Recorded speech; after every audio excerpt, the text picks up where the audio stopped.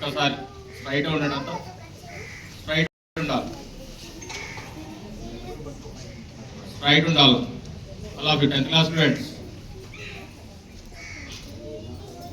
Concentrate, ఇక్కడ concentrate చేయాలి. Please all of you నా వైపే జరగాలి. Right, okay. సో ఇక్కడ నేను రావడంలో 2 మెయిన్ పాయింట్స్ నాన్న. First 10th class students point of వ్యూలో వచ్చారు. First point, last 5 to 6 years నుంచి లాస్ట్ బెంచ్ యూ ఇక్కడ లాస్ట్ 5 to 6 years నుంచి మన స్కూల్ రిజల్ట్ అయితే చాలా బాగుంది. సో మేడం ఫస్ట్ సెకండ్ అంటున్నారు. ఐ థింక్ ఈ సంవత్సరం నేను ఇందాక మాట్లాడిన దాన్ని బట్టి చూస్తే ఈసారి ఫస్ట్ రావడానికి 100% ఛాన్స్ ఉంది. సో ట్రై చేస్తారా? చెప్పాలి, 10th క్లాస్ స్టూడెంట్స్ రావాలి నాకు రెస్పాన్స్. Say loudly. ఓకే, ఇంకొకటి ఏంటంటే నాన్న, సో ఇప్పటి వరకు మీ టీచర్స్ ఎవరు నాకు తెలియదు. సో ఇప్పుడు నేను మాట్లాడిన ఒక హాఫ్ అన్ అవర్లో నేను అబ్జర్వ్ చేసింది ఏంటంటే, వెన్ కంపేర్ టు దగ్గరలో ఉండే ప్రైవేట్ స్కూల్స్ అన్నీ నాకు తెలుసు, including corporate sector, including Sri Chaitanya Narayana గురించి కూడా నాకు తెలుసు. వాళ్ళకంటే మంచి స్టాఫ్ ఉన్నారు. మీకు వింటున్నారా? వాళ్ళకంటే మంచి స్టాఫ్ ఇక్కడ ఉన్నారు. సో వాళ్ళ ఎలా యూజ్ చేస్తారు అనేది మీ చేతుల్లోనే ఉంది. అర్థమైందా? ఎలా యూజ్ చేసుకోవాలనేది మీ చేతుల్లోనే ఉంది, గుర్తుపెట్టుకోండి. సో మీకు ఎలా అంటే వాళ్ళు ఇప్పుడు నాకు ఇచ్చిన ప్రామిస్ ఏంటంటే, సార్ పిల్లలకి ఏదైతే యూజ్ అవుతుందో 100% మేము చేస్తామని వాళ్ళు ఫుల్ఫిల్గా ప్రామిస్ చేశారు. సో వాళ్ళని యూటిలైజ్ చేసుకోవాల్సిన బాధ్యత మీదే. వాళ్ళని యూటిలైజ్ చేసుకోవాలి. ఈ పాయింట్ అండర్లైన్ చేసుకోండి, ఈ పాయింట్ మంచిగా అండర్లైన్ చేసుకోండి. వాళ్ళని యూటిలైజ్ చేసుకోవాల్సిన బాధ్యత మీదే, గుర్తుపెట్టుకోండి. ఇంకొకటి, ఈ 7th, 8th, 9th క్లాస్ వాళ్ళు, సో సార్ లేదో క్వశ్చన్ చదవమంటారు, ఆ క్వశ్చన్ రాసామా, కంప్లీట్ అయిందా, ఈ ఓరియంటేషన్లో ఉంటే తర్వాత మీకు 11th, 12th ఇంటర్మీడియట్ వచ్చిన తర్వాత కొద్దిగా ఇబ్బంది పడతారు. వినాలి, అందరు వినాలిరా. హై స్కూల్ పిల్లలకి మెయిన్ ఇంపార్టెంట్ ఇది. 6th, 7th, 8th, 9th class నుంచి కొద్దిగా ఆబ్జెక్టివ్ ఓరియంటేషన్లో మీరు కొద్దిగా ఏంటంటే అక్కడ for example 10th class students ఉన్నారు. 10th క్లాస్ స్టూడెంట్స్లో ఫర్ ఎగ్జాంపుల్ ఆ టాపిక్లో ఒక 10 to 15 క్వశ్చన్స్ ఆబ్జెక్టివ్ ఓరియంటేషన్లో మీరు ప్రిపేర్ అవ్వాలి. అలా మీరు ప్రిపేర్ అయితేనే నేను ఇంజనీర్ అవ్వాలి, నేను డాక్టర్ అవ్వాలి, ఇలా కోరికలు ఉంటే కాదు. దాన్ని ఫుల్ఫిల్ చేసుకోవాలంటే ఫ్రమ్ 6th నుంచి మీరు మీ ఓరియంటేషన్లో మీ ట్రై మీరు చేస్తూనే ఉంటారు. మీ సార్లు చెప్తూనే ఉంటారు. ఇంటికి వెళ్తే మొబైల్ చూస్తుంటాం. మొబైల్ చూసేటప్పుడు చూడండి, నేను అంటుంది ఏంటంటే ప్రజెంట్ ఉన్న జనరేషన్లో మొబైల్ చూడకుండా ఉండరు అని నేను అనుకోను. కానీ అమ్మా కానీ ఇంటికి వెళ్ళిన తర్వాత మొబైల్ ఎలా చూడాలి? ఫర్ ఎగ్జాంపుల్ చూడగా ఓకే పోగిరి సినిమా వస్తుందా, ఇది వస్తుందా, ఇది కాదు మనం చేయాల్సింది. ఓకే, సో ఇంటికి వెళ్ళారు, 5ంటికి వెళ్ళారు, 6ంటికి వెళ్ళారు, మీ పేరెంట్స్ దగ్గర మీరు మొబైల్ తీసుకున్నారు అనుకుందాం. ఒక half an hour 1 hour, okay for example ఈ రోజు మన టీచర్ ఏం చెప్పారు, సో ఈ టీచర్ ఓకే ఈ కాన్సెప్ట్ ఇలా ఉందా, కొద్దిగా అంటే ఏంటంటే మీ టీచర్ చెప్పరని కాదు, దీన్ని ఇలా కూడా చెప్పొచ్చా, దీని ఇంకో టెక్నిక్ అంటే నేను అంటే నాలెడ్జ్ పెంచుకోవడమే. అంటే మనం ఈ టెక్నాలజీని ఈ ఓరియంటేషన్లో మీరు యూటిలైజ్ చేసుకున్నారనుకోండి, ఆటోమేటిక్ ఏంటంటే మనలో తెలియని స్కిల్ ఒకటి డెవలప్ అవుతూ ఉంటుంది. నేను especially 10th class 9th class పిల్లలకి చెప్పేది ఇదే. చాలా మంది దగ్గర మొబైల్స్ ఉంటాయి, ఇంటికి వెళ్ళగానే మొబైల్, మీ పేరెంట్ మొబైల్ మీ దగ్గరే ఉంటుంది 99%, నేను అనుకోవట్లేదు. సో ఒకవేళ ఉన్న పిల్లలు దాన్ని ఏదో మిస్యూజ్ చేసుకోకుండా, ఒకవేళ ఇఫ్ ఉంటే ఆ ఓరియంటేషన్లో యూటిలైజ్ చేసుకోండి టెక్నాలజీని. ఇప్పుడు ల్యాప్టాప్ కానీ ఏమో ఆల్రెడీ గవర్నమెంటే ఉంటారు, గవర్నమెంట్ కూడా ఇచ్చి ఉంటారు నాకు తెలిసి, ఏది ట్యాబ్స్ అని అవన్నీ. వాళ్ళ ఉద్దేశం ఏంటంటే మీ ఎడ్యుకేషన్ పాయింట్ ఆఫ్ వ్యూలో అవి యూజ్ అవ్వాలని. అర్థమవుతుందా? వాటిని మిస్యూజ్ మాత్రం చేయకండి. వాటిని యూజ్ చేయకపోయినా పర్లేదు, కానీ మిస్యూజ్ మాత్రం అవ్వకూడదు. అదొకటి. నెక్స్ట్ పాయింట్, రెండో పాయింట్ ఏంటన్నా, సరే మేడం చెప్పారు. ఇంకొకటి, మాది ముత్యాలంపాడు ఆర్జిన్ చారిటబుల్ ట్రస్ట్ ఉంది. ఓకే నాన్న వినండి. ఇంకొకటి, ఇప్పుడు మేడం అడిగారు, పీటీ మేడం అడిగారు, సార్ ఇంకా కొన్ని రిక్వైర్మెంట్ ఉంది, కొద్దిగా పిల్లలకి ఏదన్నా పిల్లలకి ఆడుకునే ఐటమ్స్ గవర్నమెంట్ నుంచి రాని ఏమన్నా ఉంటే మీరు అరేంజ్ చేస్తారా అని అడిగారు. 100% అరేంజ్ చేస్తాం, నో డౌట్. సో ఇక్కడ కాంటెంట్ ఏంటంటే మీకు యూజ్ అవ్వాలంతే, మీకు యూజ్ అవ్వాలి. యూ మా యూ గర్ల్ ప్లీజ్, మీకు యూజ్ అవ్వాలి నా కాన్సెప్ట్ అది, దాన్ని మీరు యూటిలైజ్ చేసుకోవాలి అంతే. నెక్స్ట్ ఏంటంటే ఇప్పుడు 10th క్లాస్ నుంచి వెళ్ళారు మీరు, 10th క్లాస్ నుంచి ఇక్కడి నుంచి వెళ్తున్నారు. సో నెక్స్ట్ 10th క్లాస్ నుంచి వెళ్ళిన వాళ్ళు ఇంటర్మీడియట్ చదవాలి, తర్వాత మంచి పొజిషన్స్కి వెళ్ళాలి, మళ్ళీ మీరు రావాలి మన స్కూల్కి ఏదో వర్క్ చేయాలి, ఇది నా కోరిక. ఇంకొకటి ఏంటంటే చాలా మంది ఇప్పుడు మనకి ఇంతమంది స్టాఫ్ ఉన్నారు, నేను లాస్ట్ 10 to 15 years నుంచి చూస్తున్నాను. డెడికేటెడ్గా వర్క్ చేసే స్టాఫ్ కనిపించారు నాకు ఇక్కడ, డెడికేటెడ్గా మీకోసం వర్క్ చేసే స్టాఫ్ కనిపించారు. ఏదో టైంకి వచ్చి వచ్చామా అన్నట్టు కాదు. వాళ్ళు మాట్లాడిన మాటల్లో నాకు అర్థమైంది ఏంటంటే 100% వాళ్ళు మార్నింగ్ 8 నుంచి ఈవినింగ్ 5 వరకు మీకోసం వర్క్ చేయడానికి రెడీగా ఉన్నారు. వాళ్ళని యూటిలైజ్ చేసుకోండి, అదొక పాయింట్. మెయిన్ పాయింట్ ఇదే, వేరే కాదు, మెయిన్ పాయింట్ ఇదే. నెక్స్ట్ ఇక మాకు ఫిజిక్స్ టీచర్గా మేడం ఒకటి అడిగారు, సార్ పిల్లల్లో కొద్దిగా ఎక్స్పెరిమెంటల్ స్కిల్స్ డెవలప్ చేయాలి, సో దీనిలో కొద్దిగా ఎక్స్పెరిమెంటల్ టెక్నిక్స్కి యూజ్ చేసే విధంగా ఏదైనా ఎక్విప్మెంట్ మీరు అరేంజ్ చేస్తారా అని అడిగారు. మీరు అడగండి అని చెప్పాను నేను అంతే. మన ఊరి తరపు నుంచి మీరు అడగండి, మీకు ఏం కావాలో చెప్పండి అని మాత్రం అన్నాను.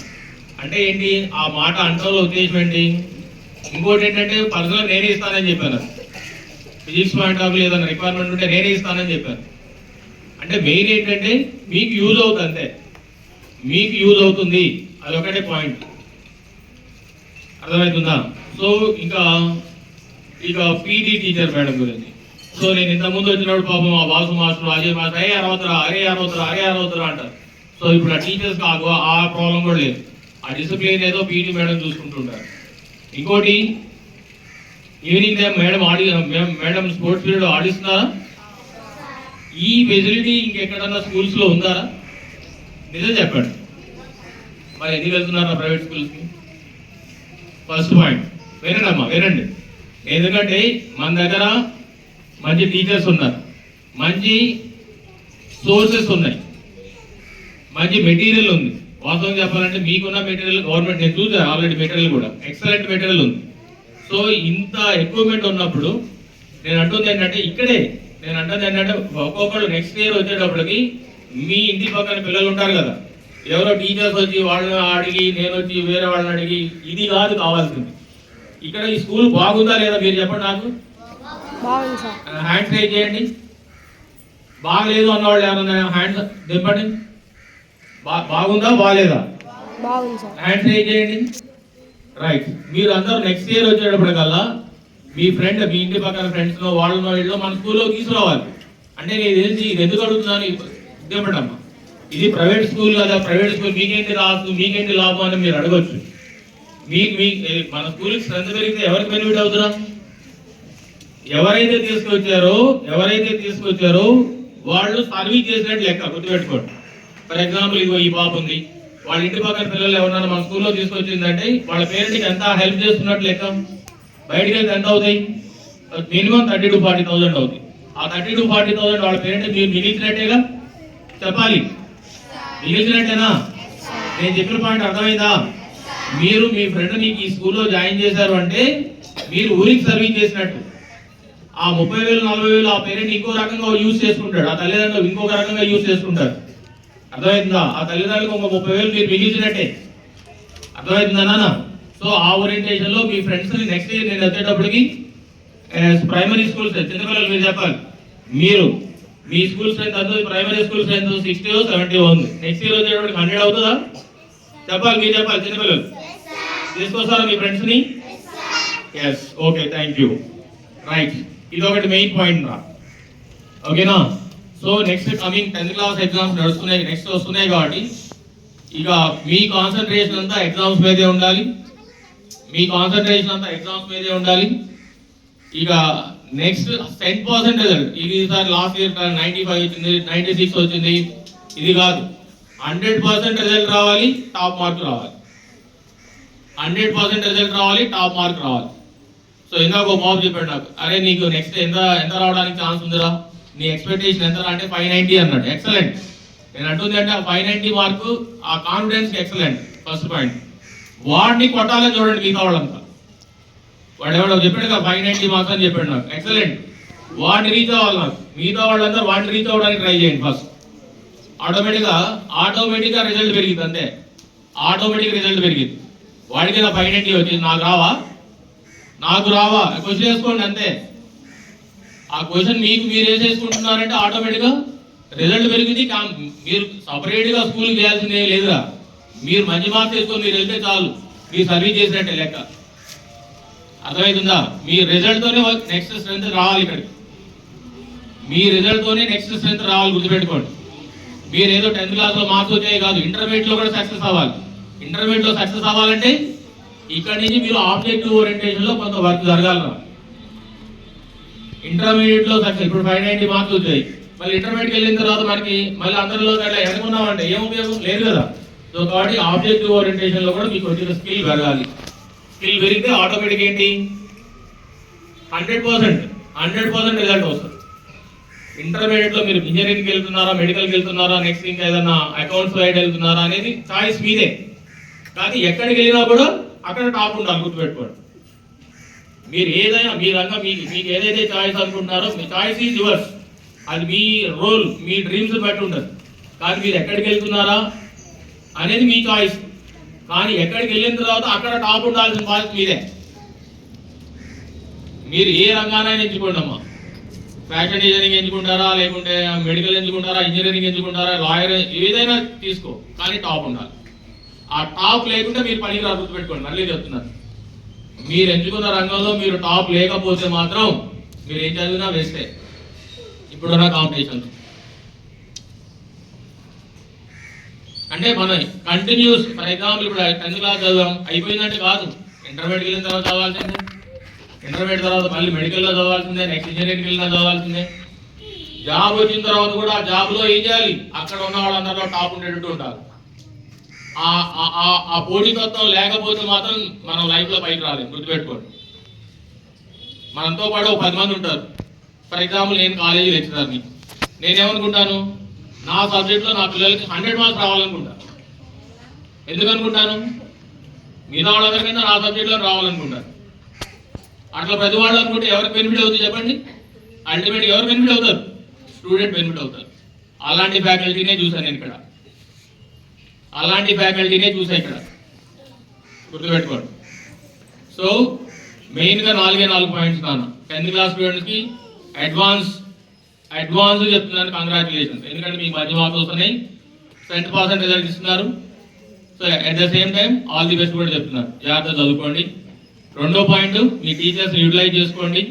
మీకు ఏదైనా స్పోర్ట్స్ మెటీరియల్ కానీ ఎక్విప్మెంట్ కానీ ఏదైనా ఉంటే మేము ఇండైరెక్ట్గా మేము సపోర్ట్ చేస్తూనే ఉంటాం. అది మీకు చెప్పాల్సిన అవసరం కూడా లేదు, మీకు తెలియకుండానే వస్తాయి, మీకు ఇబ్బంది లేదు. కాదు మీరు చేయాల్సిందల్లా ఏంటి, మీరు చదువుకోవడమే. డిసిప్లైన్, ఎడ్యుకేషన్, ఈ రెండే రా. డిసిప్లైన్, ఎడ్యుకేషన్, ఈ రెండే గుర్తుపెట్టుకోండి. ఆ రెండు మీరు చేశారంటే మీరు సర్వీస్ చేసినట్టే ఊరికి. మీరు సపరేట్గా ఓవర్ చేయాల్సిన అవసరం లేదు. మీరు బాగా చదువుకోండి, స్కూల్లో డిసిప్లైన్గా ఉండండి, ఎనఫ్. ఊరికి సర్వీస్ చేసినట్టే గుర్తుపెట్టుకోండి. ఓకేనా?